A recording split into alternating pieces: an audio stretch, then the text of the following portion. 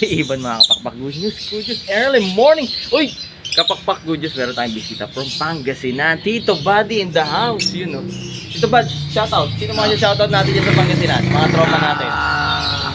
Bogs, tsaka Kaloy. Uy, Sir Bogs, Sir Kaloy. Shoutout from that Cebunan Dapat. Natibidad.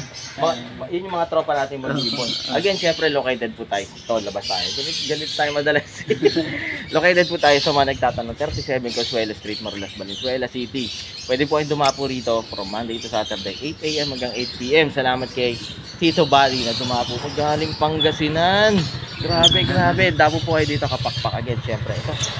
Back to back albino. Yun. Ito, Tito Bud, shoutout naman kay Mrs. kasi pinayagan ka lumuwas. Hindi, magagalit na. Magagalit. Alam niya ba? Hindi niya alam. So, God. Happy Ibon mga kapakpa. Tito Bud, God bless. Lahat, syempre, lagi nila tatandaan. Masaya ang buhay pag may ibon sa bahay. In English, life is happier with pet birds. At ayos ba ito? Back to back albino. Wow. Tito Bud, thank you. Thank you.